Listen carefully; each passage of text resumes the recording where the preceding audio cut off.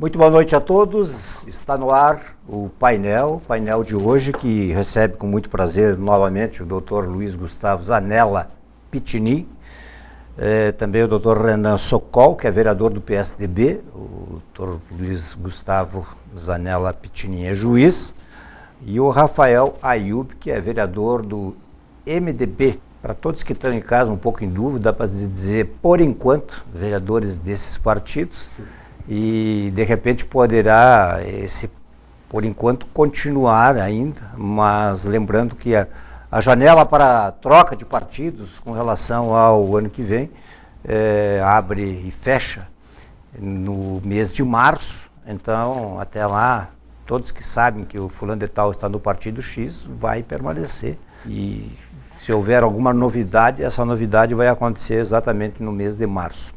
Eu quero agradecer. Muito obrigado por estar aqui, o Rafael. Eu sei que o vereador Renan teve que reformular sua agenda e teve que transferir um compromisso para poder estar aqui. Muito obrigado também. E também o Dr. Luiz Gustavo Zanella Pittini, que nos dá o prazer novamente do seu retorno aqui ao painel. Vamos começar exatamente pelo Pittini, se me permite eu tratá-lo assim, então. Boa noite. Evidentemente, sim, porque eu já me considero da casa, né? Exatamente. Boa noite aos amigos. E é da casa. Aos amigos aqui da mesa e a você especialmente. E é um prazer sempre estar aqui. Numa semana em que repercute ainda e reverbera essa ideia a tal da prisão em segunda instância, né? Para falar de um assunto que eu domino um pouco, mas especialmente hoje, nesse começo dessa semana, em que o ministro Toffoli, segundo noticiam os jornais, revoga a decisão de quebrar o sigilo fiscal de 600 mil pessoas. Olha, eu nunca, em alguns anos de estudo do direito, e ainda mais na minha carreira de mais de 20 anos, eu nunca vi um processo existir sem que haja a parte cientificada. Se existe um processo contra o Ayub, então ele é réu e ele tem toda a forma de se defender. E ele só pode ser processado no Supremo Tribunal Federal se ele tiver prerrogativa de função, se ele for ministro do Estado, presidente da República, etc. Pois bem, eu nunca tive notícia de um inquérito instaurado, de investigações instauradas, como se tem feito hoje nessa ditadura do judiciário. Quando o judiciário assim age fora da lei, fora do devido processo legal, eu não tenho dúvida em afirmar que isso é uma ditadura, em você pegar e simplesmente quebrar o sigilo de 600 mil pessoas, que são as pessoas que tiveram movimentações consideradas pelo COAF, que é o controle de movimentações financeiras do Banco Central, consideradas atípicas, né? Então, 600 mil pessoas, e eles simplesmente, sem um fato específico, além da movimentação, sem nada que justificasse qualquer coisa, e mais ainda, justificasse qualquer medida por parte do Supremo, ele pega e determina que se apresentem àquela corte num inquérito, lá num expediente que ele instaura, ele requisita informações bancárias de 600 mil pessoas, aquelas apontadas pelo COAF. Bom, mas por que ele fez isso? Aí é que vem o por trás da notícia que a gente sempre se gava aqui de falar, que a gente sempre está procurando olhar isso desde que eu participo desse programa. Dizem que era para que ele visse, porque teria a sua atual esposa sido uma das 600 mil que fizeram movimentações atípicas. E ele queria saber o que acontecia com ela, e mais alguns inimigos e mais alguns próximos ali. E aí então ele requisita esses dados, 600 mil dados. E aí, o que aconteceu que eu li ontem, e aí ontem ele revoga a decisão dele, dizendo que estava satisfeito com as explicações dadas pelo COAF. O seguinte, que os servidores, muito espertamente, os servidores que têm acesso a esses dados têm dever de sigilo fiscal, mandaram para ele o seguinte: olha, senhor ministro, ele pediu a 600 mil, né? Ele pudesse olhar como quisesse. Ele disse: olha, essa é a senha, gerar uma senha, Vossa Excelência entra no sistema e consulta de quem Vossa Excelência quiser. Só tem um detalhe: quem usou a senha vai ficar registrado no sistema, e aí vai o sistema vai dizer se o senhor acessou da sua mulher, do seu inimigo, do seu companheiro. Né? E aí o que ele fez? Mais do que rapidamente, saiu o tiro pela culatra. E aí revogou a própria decisão, dizendo que estava satisfeito com as informações, que eu, honestamente, não sei o que ele está investigando lá, o que ele está... Na verdade, é naquele expediente em que se fala que ele beneficiou também o Flávio Bolsonaro, porque ele veda que sem autorização judicial, e isso é uma coisa também que não acontece em lugar nenhum do mundo, as autoridades têm o Ministério Público especialmente, tem acesso às informações que são administrativamente mandadas do COAF para o Ministério Público e para, enfim, para as várias instâncias de poder de fiscalização. Então, sempre se fez mandando diretamente, sem qualquer intervenção judicial, e o Toffoli paralisa com uma liminar lá o envio sem a ordem judicial, o que favoreceria, segundo uma versão bastante surrada e bastante difundida, o Flávio Bolsonaro. Eu vou dizer por que não, porque não é só no caso dele. E aquele caso do Flávio do Bolsonaro e Queiroz, que é uma coisa que dá uma baita de uma discussão, e todo mundo fica quieto a respeito disso, o que acontece é o seguinte: ali na Assembleia do Rio de Janeiro, e os vereadores sabem como é que isso se operacionaliza, sempre existiu a tal da rachadinha. O que é a rachadinha? O vereador Rafael, aqui, desculpa te botar nessa, o Rafael pega metade do salário, 30% do salário do assessor para a campanha política dele. Nada que o PT não faça institucionalmente, porque você ser filiado do PT, você tem que pagar oficialmente um percentual, que eu não sei qual é que é, dos seus subsídios, do seu salário lá, como no cargo eleito, para o partido. Enfim, faziam essa rachadinha. Não existe, nessa ideia da rachadinha, não se tem a exata qualificação jurídica do que é isso. Tem gente que diz que não é nada, e eu tendo, a minha opinião, sem estudar muito, tendo a achar que não é nada mesmo. Eu tendo a achar que não é nada mesmo. Tem gente que diz que isso é improbidade administrativa, tem gente que diz que isso caracteriza corrupção, tem gente que diz várias coisas. Pois bem, como? Intimidação do cargo. Eu te dou o cargo, mas tu me dá o dinheiro. Mas aí é voluntário. Sim. Sim. Você não quer ser assessor nessa circunstância, não vai ser. É verdade. Entende? Eu tendo a achar que não é nada. Só que se eu disser isso muito na TV, né? Estamos falando na TV. Mas se eu disser isso muito, acabo me apedrejando. Eu tendo a achar que não é nada, porque o dinheiro não é público, o dinheiro é privado. Ele está na esfera de disponibilidade do assessor já. Mas enfim, o que eu quero dizer com isso é o seguinte: o tal do Queiroz, aquele, movimentou 1.200.000 reais de forma suspeita. Não quer dizer que tenha sido da rachadinha, mas de forma suspeita. Ok? Ok. Todo mundo só fala no Queiroz faz um ano, praticamente. Uma vereadora do PT, exatamente nas mesmas circunstâncias, uma assessora de uma vereadora do PT, contemporânea do Bolsonaro, lá no Flávio Bolsonaro na Assembleia do Rio, movimentou 48 milhões de reais. Mais uma do PDT lá, mais alguma coisa próximo disso, e mais alguém do PSC, se não me engano, eu sei de cabeça os números, porque essa vereadora do PT de 48 milhões, mais essa do PSC e mais uma do PDT movimentaram 100 milhões de reais. Nós estamos falando de 1 milhão do Queiroz, e só falo no Queiroz, faz um ano. E estamos falando de 100 milhões de outros três vereadores. Aí, me desculpe, mas aí entra... Desculpe, não. Aí entra a questão do jornalismo. Né? Mas aí o jornalismo a vereadora não é parente do presidente. Claro. Não, a gente sabe. Não é, mas a gente sabe que é assim, Odi. Mas o que eu queria chamar a atenção é isso. Tomara que o judiciário olhe os 3 casos, vamos supor, ou 2 casos, ou 4 casos. Com igualdade, né? Com igualdade. Isenção. Com igualdade e com isenção. Claro. E tratando todo mundo igual. O que a imprensa também deveria fazer. Só que porque, assim, vamos combinar, uma movimentação de 1.200.000 que se noticiou na época, que era 600 mil de depósito, 600 mil de retirada, 600 mil que transitou na conta, no fim das contas, né? Pô, isso é o preço de um imóvel, de um apartamentinho, né? Alguma coisa assim. Agora, 100 milhões? 100 milhões e ninguém falou nada. E ninguém fala absolutamente nada. Então daí o Toffoli dá essa decisão, e não foi só para beneficiar o Bolsonaro, foi para beneficiar várias pessoas que estavam envolvidas nessa quebra de sigilo. E aí colou em quem? Ele deu uma decisão para para beneficiar o Bolsonaro.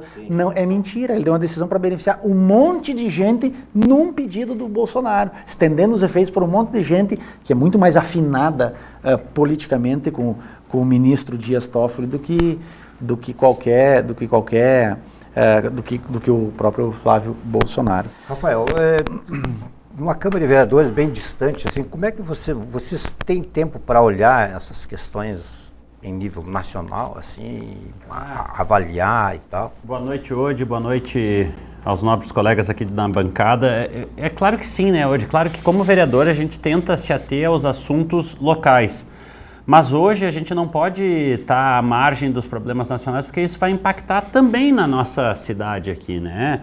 Seja a reforma tributária, a distribuição de recursos, seja a questão da própria prisão em segunda instância, hoje tão discutida, porque sabemos que temos entes políticos também com processos judiciais e aí não sabemos o que ocorre, se ele pode ser elegível, se não pode. O que me chama a atenção, e justamente nesses pontos que o nobre Pitinini fala aqui, e até anotei aqui, eu acrescentaria ainda como tema polêmico, além da prisão em segunda instância tão discutida, essa questão do Toffoli da revogação, a própria projeto de lei da revogação dos municípios com menos de 5 mil habitantes, que também tem gerado uma discussão enorme se isso é válido ou não. E aí que a gente mostra a conexão, talvez, hoje, de estar ligado aos assuntos federais também, porque isso vai impactar a gente. Então eu tenho certeza que os 17 vereadores, inclusive, têm oferecido algumas sugestões de moções. Essa semana votamos duas, uma até partiu do próprio vereador Renan, junto com o vereador Araújo, de diminuir o número de senadores, por exemplo.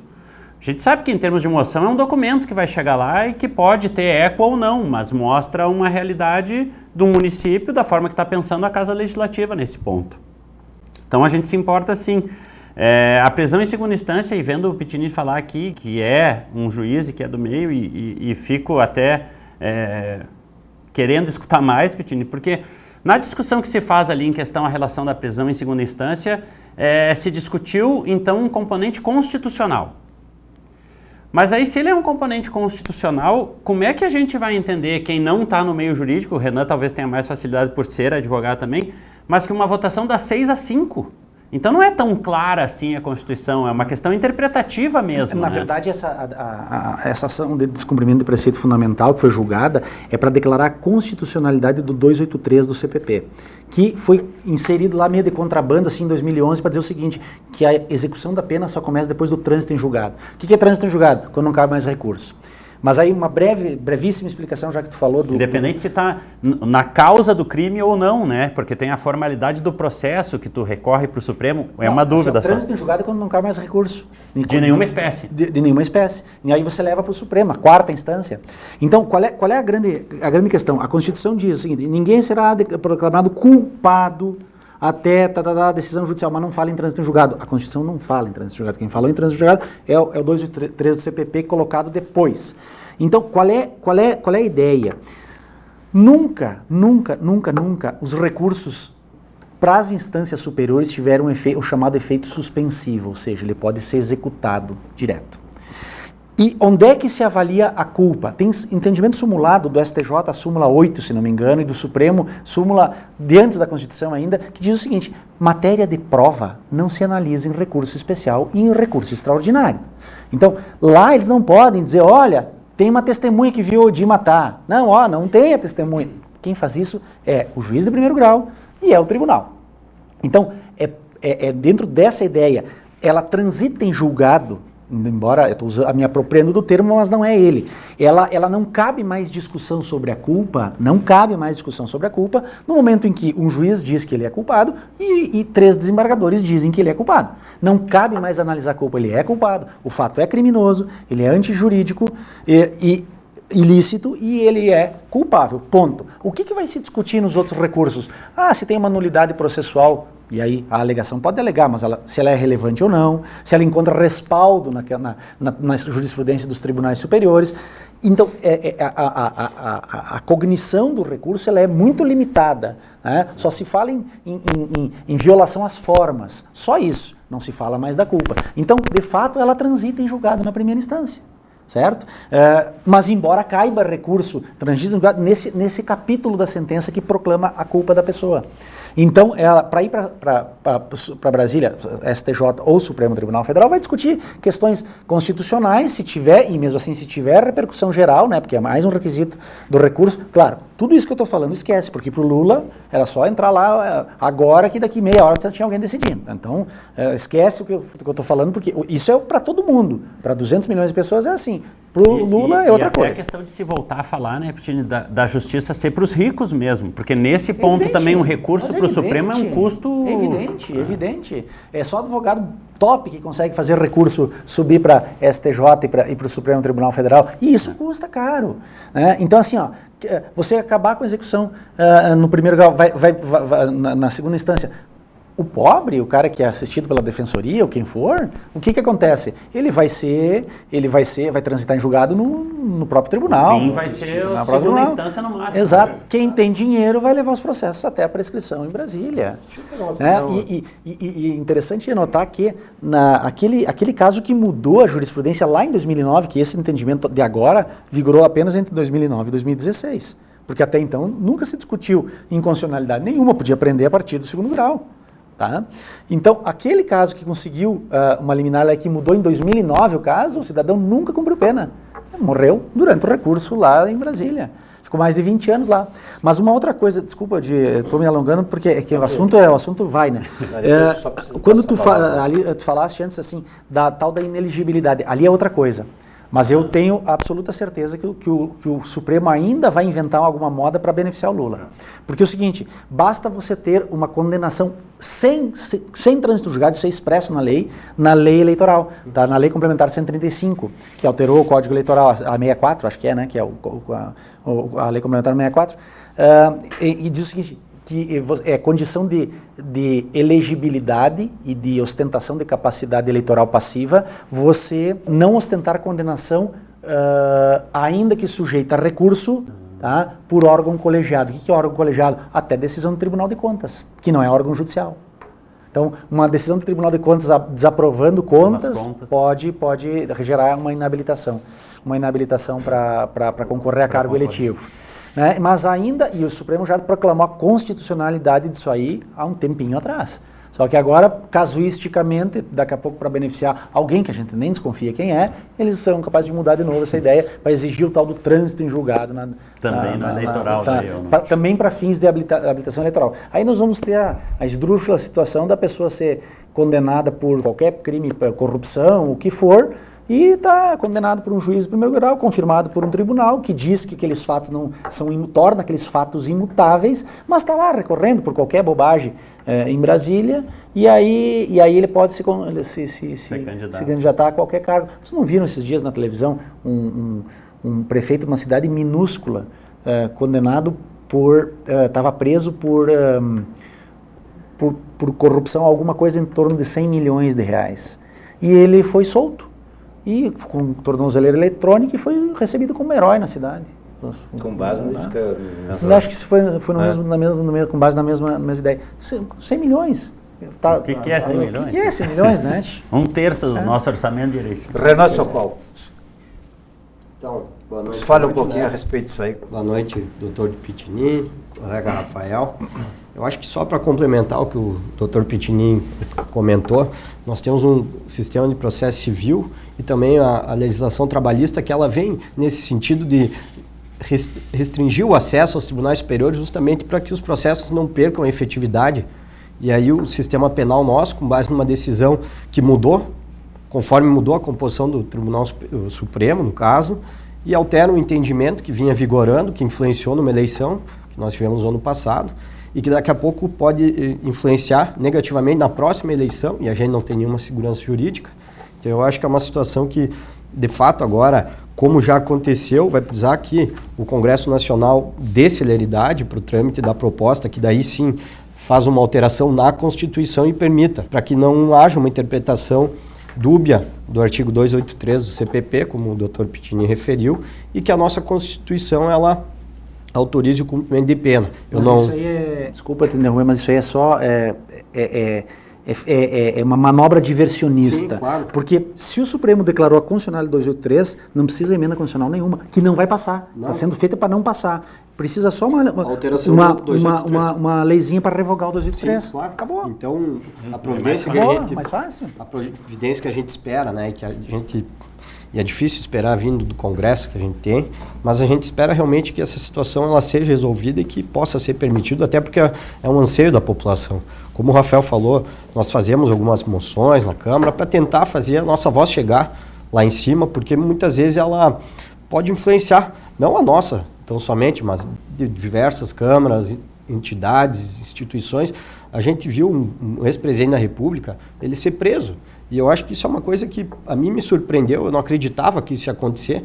É uma pena que já inventaram teses para barrar esse tipo de iniciativa, e não é porque é o ex-presidente vinculado ao Partido dos Trabalhadores, nem nada, mas é porque a gente quer a punição de todos. A gente não está defendendo, como o doutor falou, não importa se é o do assessor do Bolsonaro, se é o Queiroz ou é o fulano de tal, vinculado a vereadora, a deputada, enfim, do PT. A gente quer que todos tenham o mesmo peso e a mesma medida, entendeu? Então, mais nesse sentido que a gente espera com determinadas manifestações que a nossa voz chegue lá, porque todo mundo adora muitas vezes falar de pautas de forma vaga, como precisamos reduzir a corrupção, diminuir o tamanho do Estado, não sei o quê, mas tem que ser feito e discutido como um todo, aonde as decisões são tomadas. E lá tem que chegar a nossa voz de alguma maneira, porque só mandar mensagem para deputado, para assessor de deputado, a gente sabe que nunca chega o recado. Então, essas ações que a gente tenta fazer na Câmara também, a gente busca uma maior efetividade e que se tomem decisões realmente importantes lá em cima, porque tem muita coisa aí que está deixando a sociedade como um todo bastante decepcionada. Nós tínhamos um alento aí dos últimos 2, 3 anos e aí tomamos um balde de água fria agora recentemente e a gente espera que isso daí seja contornado. Muito bem, nós estamos aqui hoje em nome da Unimed, cuidar de você, esse é o plano. Vamos fazer o nosso intervalo, nosso primeiro intervalo e já voltamos. A gente dá atenção à sua saúde enquanto você faz o que gosta. Hospital Unimed, para você se sentir em casa. Seja um sócio premiado Cressol. Além de oferecer todas as vantagens e benefícios de uma cooperativa de crédito completa, aplicando ou integralizando cota capital com a Cressol, você concorre a 5 TVs 50 polegadas, 5 geladeiras, 5 máquinas de lavar e um Creta 0 km. Venha para a Cressol e participe. Agência de atendimento Cressol participantes. Cressóis de Barão do Cotegipe, Erechim, Paulo Bento e Três Arroios.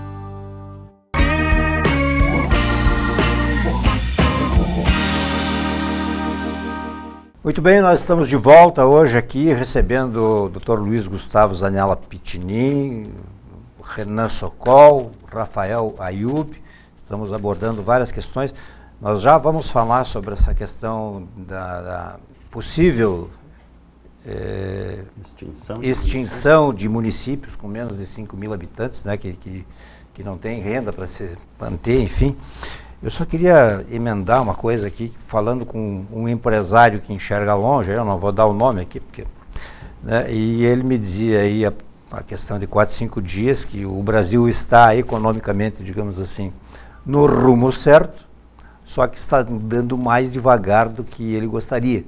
E está andando mais devagar porque realmente a herança que ficou realmente foi muito danosa, enfim.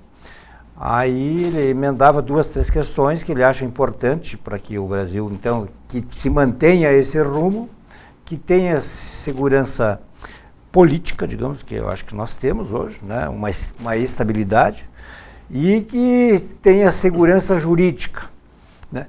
Esses casos aí, esse vai e vem, de repente dá um recesso, o Supremo entra, sai de cena, dá um feriadão, parece que o noticiário dá uma baixa, assim, tu volta à vida normal do cidadão. Não é bom. E aí quando a reabre, volta todo, parece que todas as câmeras voltam novamente para lá, porque parece que não é mais no Palácio do Planalto, não sei aonde, que se decide as coisas. Nenhum poder judiciário do mundo tem que ser protagonista. Nenhum judiciário do mundo tem que ser protagonista. Ele aparece como, digamos, sabe? O governo, entre aspas. Esse ativismo judicial, que se convencionou a falar em ativismo judicial, de querer inventar coisa, isso aí não, olha... Mas isso não nos deixa muito mal? Isso muito mal perante o mundo. Estou falando com vistas assim, o país tem que parar de ficar discutindo filigranas ou sei lá, internas. Nos deixa muito mal e isso gera justamente um ambiente de insegurança jurídica e política também. Segundo porque essa pessoa, isso aí é bem o Supremo está cada vez e cada dia inventando alguma coisa e legislando. E não é uma atribuição dele legislar. A história da criminalização da homofobia é um escândalo. Crime só existe quando existe tipicidade, isso é garantia de devido processo legal. Você só comete uma conduta criminosa quando você comete uma conduta dolosa que perfaz os termos que a lei criminaliza. Ponto. Isso é garantia legal. Sabe por que surgiu isso, Odi e Rafael? Porque o direito penal na Alemanha nazista, progressista que era então na época, tinha uma cláusula aberta, praticar atos contra o regime. O que é praticar atos contra o regime? Qualquer coisa que o dono do regime acha que é. E aí você prendia as pessoas por causa disso. Então, o devido processo legal e o princípio da tipicidade, ele existe para ser a garantia de que você só vai ser preso se cometer um crime. E só comete um crime, não vai cometer um crime sem querer. Vai cometer um crime se realizar aquela conduta que o legislador disse que você não pode realizar sob pena de ser processado e preso criminalmente. Agora, o Supremo inventar crime, sem princípio da tipicidade, e o detalhe é o seguinte, os garantistas de plantão, esses que se escandalizam com a prisão em segunda instância, que estão toda hora falando que não serve, que é onde já se viu, que querem até o último recurso, esses não falam nada. Percebe? Tudo é uma questão política e tudo é uma questão ambivalente. Porque ninguém dos garantistas eu ouvi falar nada, absolutamente nada, sobre o Supremo simplesmente criar um crime sem lei. Está escrito, cláusula pétrea da Constituição Federal, não há crime sem lei que o defina, não apenas sem prévia cominação legal.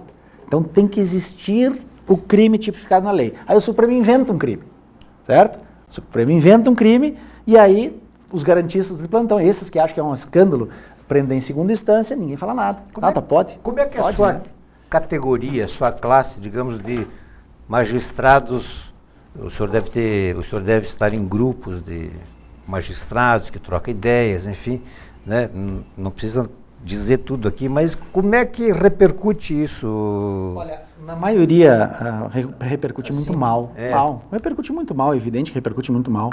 Eu ouvi de um desembargador amigo meu esses dias o seguinte, ele fez uma analogia que eu achei fantástica. Esse negócio de quererem anular a condenação do Lula agora por uma forma que não existia na lei, que era a apresentação das alegações finais. O que é alegações finais? Alegações finais é a última oportunidade que você tem no processo de convencer o juiz que você está errado ou que você está certo. Ponto. Certo? Ok. Não é ali que o juiz se convence, num processo mental ali, mas tudo bem, vamos fazer de conta que é ali. Então o que o Supremo disse? Não existe na lei, a lei fala que fala o Ministério Público, o acusador, e depois as razões da defesa. Todas as defesas junto, certo? Aí tem a figura do delator, tá? Esse delator é réu também no processo, e ele vai falar na posição de qualquer réu. Código de Processo Penal não faz nenhuma distinção. O processo tramitou desde a primeira instância até aí que o Supremo Tribunal entra fazendo barbaridades. Ninguém cogitou de considerar essa regra aplicável porque a lei não fala disso, certo? O Supremo chega lá e diz, não, olha, deveriam ter feito isso. Não tem lei que manda. Não se discutia isso doutrinariamente, não existia uma posição jurisprudencial que justificasse aquilo, o Supremo inventou. Logo vamos anular. O relator teria que ser o primeiro a falar e não Primeiro a falar e não o último. Logo, vamos anular o processo, porque o juiz devia ter adivinhado que era para fazer como nós íamos achar que era para fazer 3 anos depois. Aí esse desembargador me diz o seguinte, tá, e assim me ajuda aqui, meu caro advogado, e se fosse a lei processo, como é que vigora a lei de processo penal? Toda lei processual se aplica daqui para frente, certo? Se você faz uma lei nova de processo, ela sempre se aplica daqui para frente, nunca retroativo, não é penal, tá? Lei de processo se aplica nos casos em tramitação, daqui para frente. Então, se tivesse uma lei dizendo que o delator fala antes da defesa, essa lei se aplicaria nos processos Nos em próximos. tramitação na primeira instância, ainda, em que ainda não houve as alegações finais. Se já tivesse no tribunal, não se aplicaria. Bom, se fosse lei, mas nem lei é, o Supremo inventou e disse mais, que o juiz deveria adivinhar que era para fazer assim, como eles nunca tinham falado antes. Nem existia uma decisão do Supremo para dizer, olha, não, tem um precedente no Supremo que diz que é para fazer assim. Não, não tem, não existia. Inventaram isso aí. Pois, Criaram o entende? precedente. Criaram a goela abaixo um precedente para beneficiar a gente sabe quem, porque existe exatamente essa discussão no processo do Lula, mas no processo da condenação, lá, que já está lá, no Supremo, inclusive. Então, percebe? O Supremo age não como poder pacificador social, mas para botar fogo no país. Esse é o negócio. O senhor acha que deveria mudar, digamos, a composição, como é que se escolhe os membros do Supremo? Hoje é o presidente da República que tem, hoje eu acho que sempre, né? Deveria ser alterado isso? Considerando que o Brasil é o Brasil? Olha, eu não sei se haveria outros meios, concurso público, só magistratura de carreira, pode, é uma possibilidade. E aí você iria acabar abrindo mão de vários juristas de projeção, que poderiam contribuir muito para uma Suprema Corte, enfim. O problema do Supremo é que ele usurpa a competência, né? O Gilmar Mendes dizendo o seguinte, dizem textualmente, nem vermelho eles ficam, devemos um julgamento justo, Lula. Não é eles que fazem o julgamento. Julgamento do juiz de primeira instância, aquilo que eu expliquei antes. Não revisa nada, ele só, se houver repercussão geral em matéria constitucional, naquele, por acaso, seu processo do Lula, ele vai lá dizer se tem uma nulidade ou não tem, ponto. Quem revisa é o tribunal. Sim. Devemos um julgamento justo, mas o que é isso? Só vale ali, é só lá. Percebe? Então as pessoas têm que se revoltar, e têm que se revoltar mesmo, e com razão, quanto ao estado das coisas, porque, assim, ó, é um escândalo que as coisas aconteçam diretamente no Supremo. Aquele pessoal metido com corrupção, naqueles casos dos ônibus lá no Rio de Janeiro, o Barata e companhia, o Gilmar Mendes é padrinho de casamento da filha do cara, e ele diz que não é suspeito, ele pode julgar a ação. Aí ele pega os pedidos vão direto para o Supremo, e o Gilmar Mendes faz o que quer, atropela o tribunal lá, atropela o STJ, e ninguém fala nada, e ninguém vai falar. Porque ele é o sujeito capaz de manter o estado das coisas. Quem tem o rabo preso, e muitos são os que têm o rabo preso, querem mais é que tenha 11 Gilmar Mendes lá, e não só um. Percebe? Gilmar Mendes, em 2016, era pela prisão em segunda instância. Por quê? Porque na época ele atirava contra a Dilma e contra o PT, ele queria ver mais o Lula preso. Aí hoje ele vem com a maior desfaçatez, dizendo não, que mudou, ele mudou de opinião, porque afinal de contas, só um pouquinho. Isso é uma afronta à inteligência mínima das pessoas, não é? Então, esse estado das coisas, como vocês falaram, não pode uma Suprema Corte estar desse jeito, estar com esse voluntarismo jurídico da forma como é, o voluntarismo jurídico. Então, essa questão da segurança jurídica que o cidadão me falou... Tem toda a razão. Zero. Eu acho que influencia, os mercados econômicos mostram isso também, né? Sim. Porque a cada decisão do Supremo uma bolsa, é um desespero, os investidores, o dólar sobe, é complicado mesmo. Bom, vamos falar um pouquinho sobre essa ideia, não sei se ainda já se avançou isso, em que pé está isso aí, da extinção de municípios com 5 mil habitantes. Na região aqui nós temos inúmeros. Na verdade, até se multiplicou por grupos de WhatsApp, né? Lista de municípios. Cabe frisar que é uma das medidas de um pacote econômico amplo, né, que o governo federal apresentou, mas o que se debateu bastante aqui é que municípios com menos de 5 mil habitantes e que não tivessem pelo menos 10% da sua receita arrecadada de impostos próprios, e aí a gente cita o IPTU, o ITBI e o ISS, que são os únicos próprios do município, eles seriam extintos a partir de 2023, sendo englobados por municípios maiores, municípios vizinhos. E aí é que vem a grande discussão, na verdade. O que todos sabemos é que os pacotes são necessários hoje. O Brasil vive uma crise, o Rio Grande do Sul vive uma crise. O que a gente não aguenta mais é ouvir dizer só que vai se tirar do trabalhador que ganha menos, daquelas pessoas que têm mais dificuldade. E no caso dos municípios pequenos, existe esse critério que, ao meu ver, e conversávamos aqui antes fora do ar, que, ao meu ver, ele não define bem aquele município que pode ser realmente autossustentável. Por quê? Porque aqui na nossa região, por exemplo, temos vários municípios que dependem da agricultura. E a agricultura, ela gera um imposto chamado ICMS, e esse imposto vai quase todo para o Estado, não fica aqui. Então, um município que tem um perfil de agricultura, provavelmente ele seria extinto com menos de 5 mil habitantes, porque ele não gera 10% da sua receita. Mas ele manda uma grande parte da sua receita gerada pelo ICMS da produção, que nos alimenta, ou que gera o biodiesel, ou que vai para o Estado esse imposto e retorna depois para financiar suas ações. Então, eu só acho que o critério está meio definido. O que nós tínhamos que ter pensado é lá atrás, naquela onda de emancipações, né? Realmente o verdadeiro benefício disso. Porque hoje, claro, e como somos agente político, no caso eu e o Renan aqui, o que a gente ouve muito é isso. Porque vai economizar com vereadores, com prefeito, com secretário. Mas uma estrutura municipal vai ter que ter, funcionários vão ter que ter. O que a gente tem que ver é se ele é sustentável realmente. E aí, ao meu ver, o que tem que ser melhorado é a definição desse critério, de o que faz parte dessa receita, para que a gente possa ver realmente aqueles que não têm jeito, e que aí nós estamos financiando municípios menores que não têm capacidade produtiva quase nenhuma, ou se realmente esses que produzem alguma coisa em termos de ICMS possam continuar existindo, até porque eles têm uma importância grande para o Estado. Né? Vereador Renan Eu acho, hoje, e colegas de bancada, que é importante contextualizar essa situação.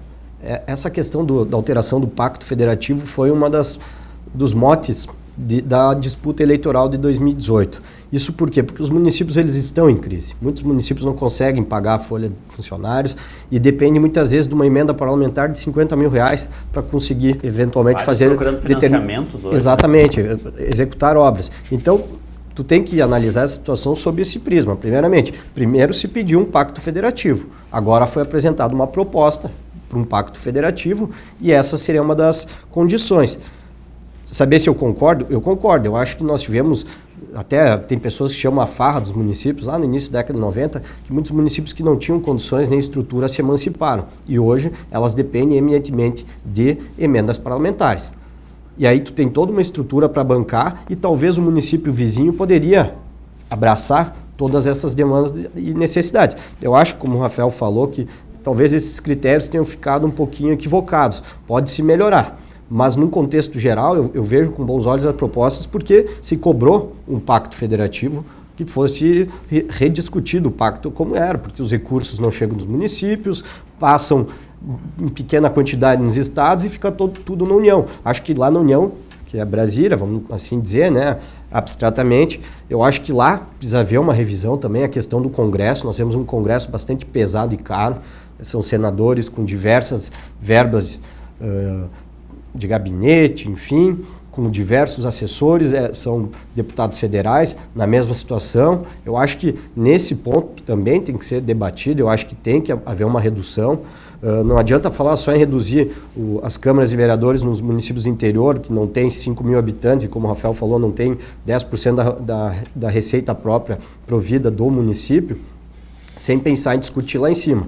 Mas eu vejo com bons olhos essa medida, porque a gente sabe que elas são necessárias. E se não fizer, vão continuar batendo na tecla da necessidade de um pacto federativo, os recursos oriundos de impostos têm que vir para os municípios, e a gente vai ficar dependendo sempre da emenda parlamentar. Aí também vai afetar a questão da reforma, a questão da reforma política, que eles também não vão fazer, porque não há interesse nisso. Eles não querem que as regiões tenham representatividade, eles querem que os partidos grandes tenham representatividade, e não é à toa que cada vez mais temos partidos sendo criados sem nenhum tipo de convicção de quem está lá dentro. Muitas vezes está eu e o Dr. Pitinin dentro do mesmo partido e a gente pode pensar totalmente oposto, mas vamos sentar numa casa legislativa e vamos defender bandeiras contrárias mesmo estando em partidos. Então eu vejo como necessário, assim como uma série de reformas que o Brasil precisa passar para conseguir pegar o ritmo que esse teu amigo empresário, que tu não citou o nome, queria que fosse dado ao crescimento e desenvolvimento que nós estamos tendo.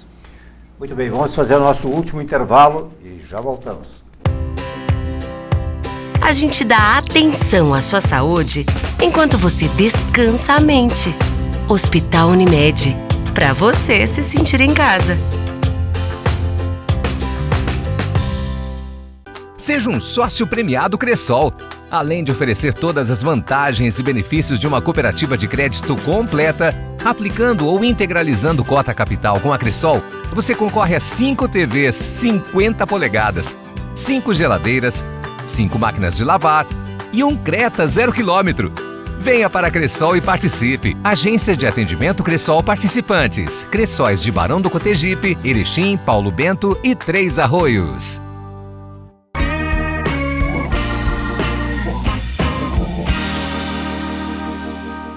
Retomando o nosso painel aqui em nome da Unimed, hoje com Luiz Gustavo Zanella Pitinin, Renan Sokol, Rafael Ayup.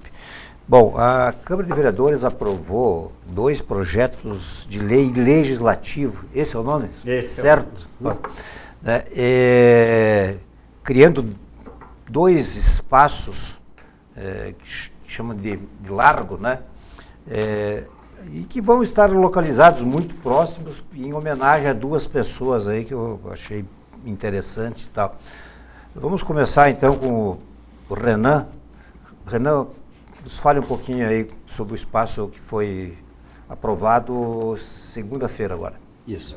Então, através desse projeto de lei de minha autoria que eu apresentei para a Câmara e os vereadores aprovaram por unanimidade, a gente vai estar destinando aquele largo que fica no exato encontro ali da Farmácia São José, na esquina da Distrito Federal com a Avenida 7, em frente ao Colégio AD, o Largo Hermínio Carpegiani, o Velho Borges, que foi e é considerado por muitos o maior atleta de futebol do nosso município, que atuou aqui, jogou muito tempo pelo Atlântico.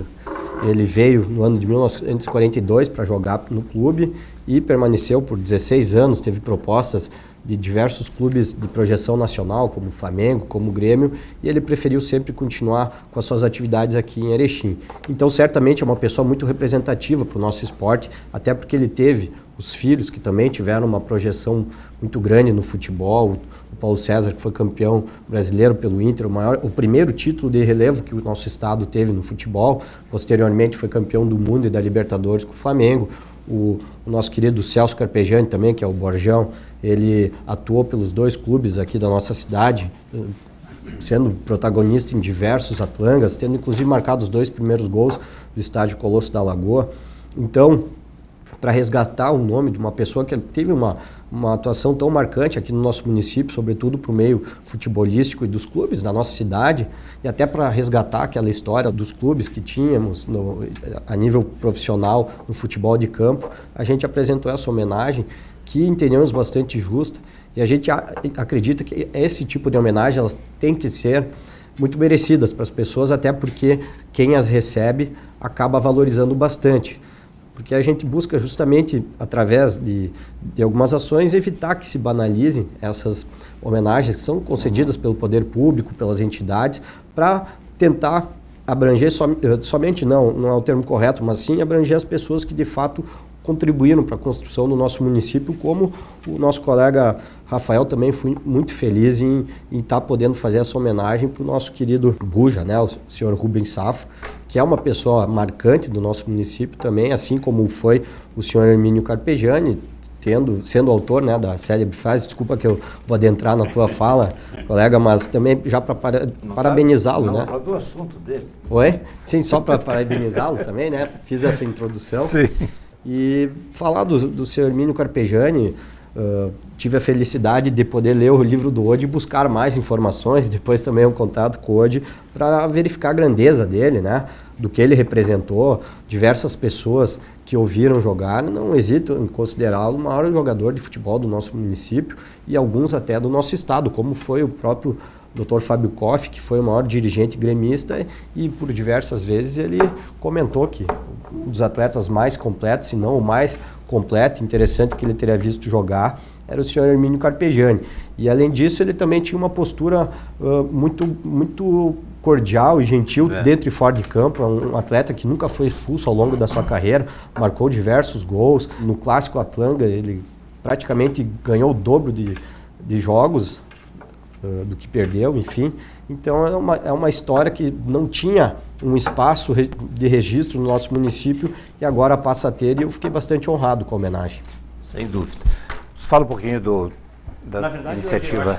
Justamente acho que esse sentimento que o Renan expôs aqui para a comunidade é o que nos levou a procurar essas 2 pessoas identificadas com Erechim e que me fez ter a grata satisfação também, e conversamos há uns 2 meses atrás, eu acho, Renan, e falava da procura de um local para homenagearmos, e o próprio vereador Renan é que me falou que tinham esses 2 largos, que são os canteiros ali, então um na frente do ID e um do outro lado da rua, antes dos bombeiros ali na frente da construção nova do Sicredi ali.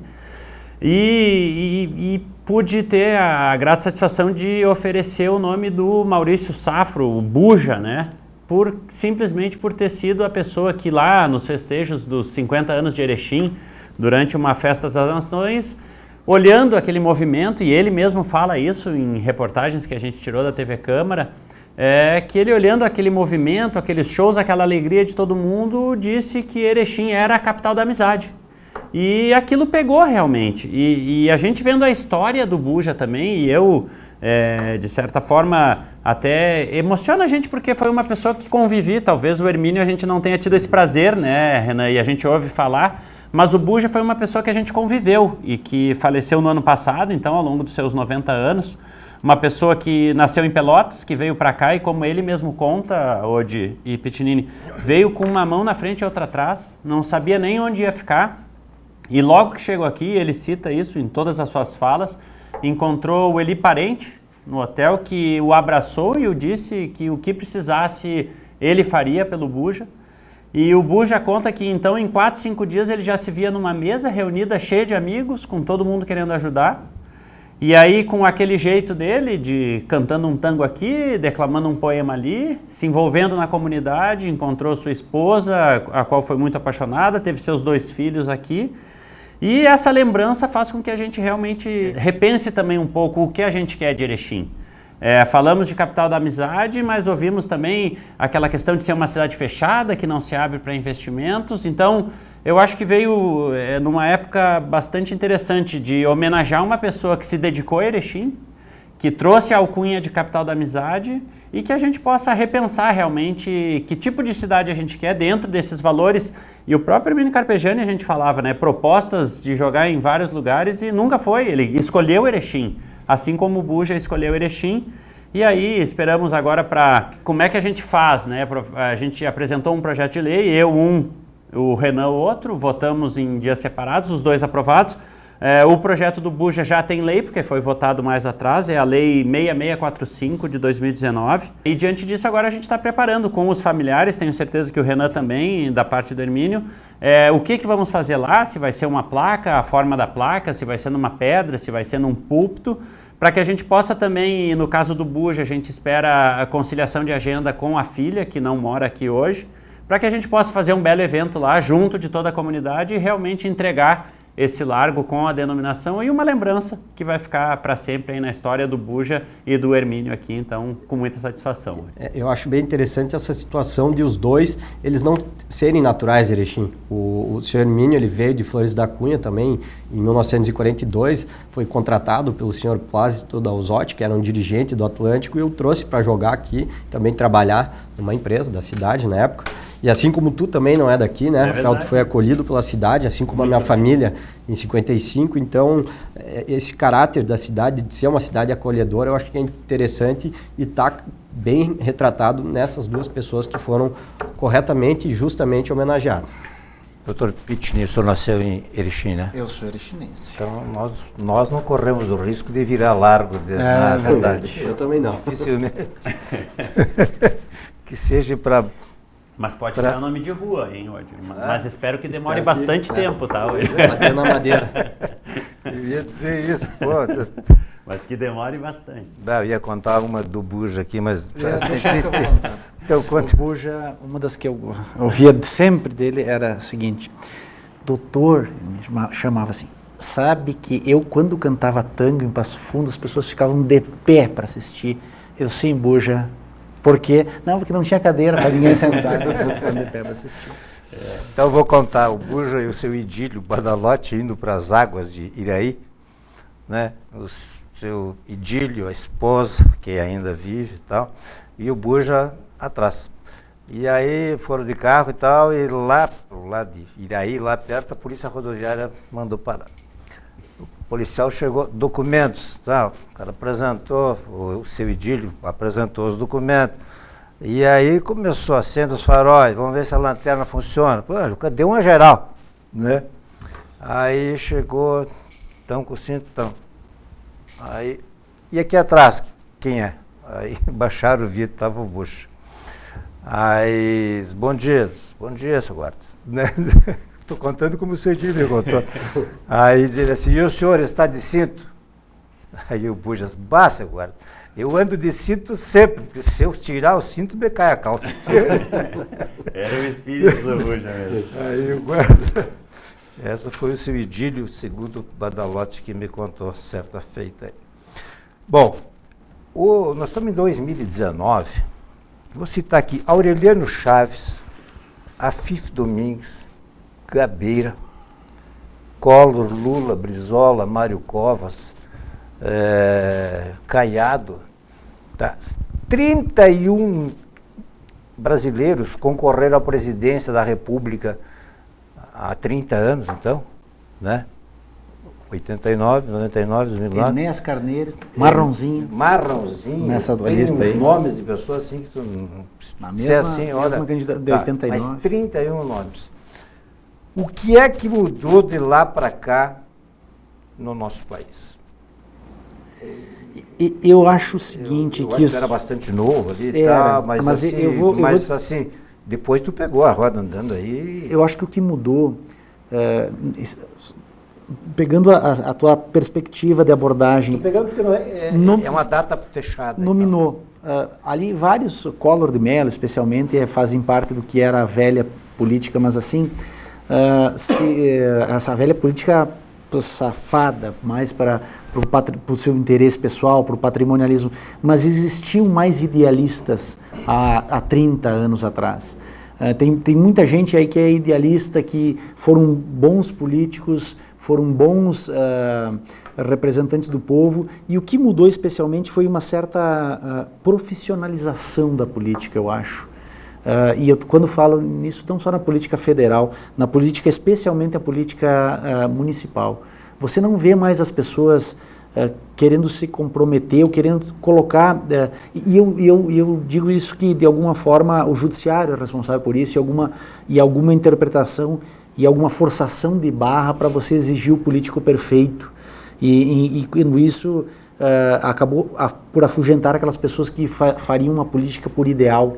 Então você profissionaliza cargos políticos, você só estimula que prefeitos que não tenham nada a perder, muito antes, pelo contrário, se candidatem a cargos eletivos, porque aquela pessoa que tem a sua empresa, que tem a sua projeção social, ela não quer colocar o nome dela nesse jogo, para daqui a pouco ali na frente ter que pagar uma conta que não é dela. Então, quando tu me vem com a lista dos candidatos, de alguns dos candidatos, proeminentes candidatos da presidência da República, das primeiras eleições diretas a presidente depois de muito tempo, me vem um certo saudosismo de uma época que era mais formada por pessoas com ideais de política. Mas ali também tinha aquele ambiente, assim, havia assim, uma expectativa assim, de que, bom, agora vai. Independentemente do nome, a gente tinha aquela ideia de que agora a gente vai poder escolher, somos nós que vamos escolher. Mas isso aí passou por uma desconstrução de alguns valores, né?